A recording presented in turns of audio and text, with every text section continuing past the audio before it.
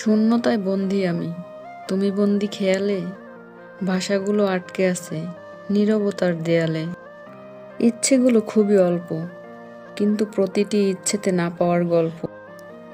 সব কথা বলা হয় না, কিছু অনুভূতি চুপচাপ বুকে পাথর হয়ে জমে থাকে।